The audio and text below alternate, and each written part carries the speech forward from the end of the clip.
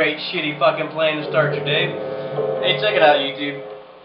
If you guys are thinking about building or ordering parts from Warmoth and building guitar your dreams, I guess, don't hesitate. I've built a total of 4, 3 of those with Floyd Roses in their 24 3/4 short scale, or Gibson scale, pretty close to Gibson scale length, pro conversions.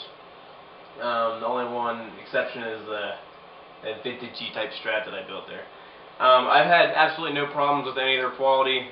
I mean, it's top notch. You guys definitely got to do some fret work, but there's going to have a bit of work for your bridge you're going to have to do with the Floyd Rose. And the only thing that you're really going to run across is your action height total. Out of the box, Floyd Rose, original Floyd Rose, is set up for about a 10-inch radius neck. That's a solid 10-inch radius, not a compound radius like this one is 10 to 16.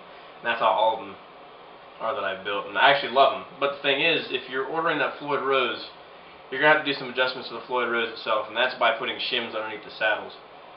It comes stock with a shim that runs across the middle 4 saddles. You're going to have to take that out and remove it. And I will end up showing you a picture here of a little shim that you're going to fabricate. It's very simple.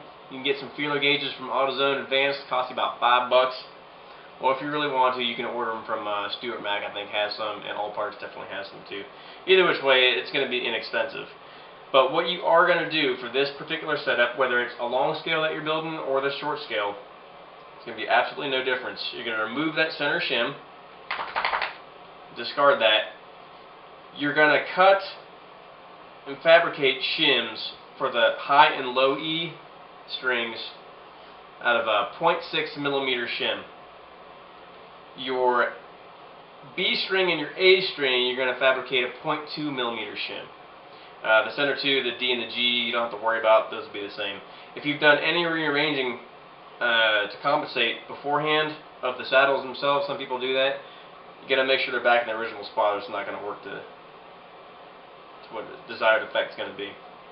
But it is very simple. It'll take you maybe about 10 minutes in the garage and a Dremel tool, cut up some shims, loosen up some Allen heads, and slip them under there, and I'm telling you, the action on these will be far greater than you can get it anyway, and you're not going to have any fret outs.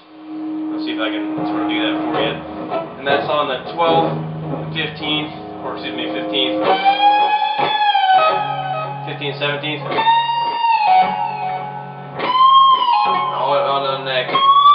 Alright, you're not going to get any.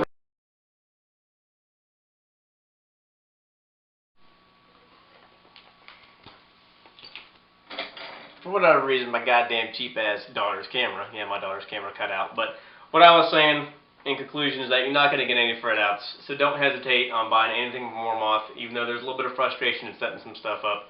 It's way too easy. If you guys got any questions, just send a comment or email.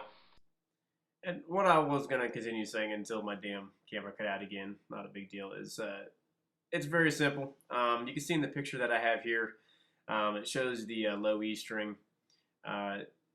It's a very small little shim you're going to make. It's going to sit right up against the saddle screw and set it up there flush. You can see it's not very big. Make sure you do make it long enough though that it does go past the screw or your saddle's going to rock.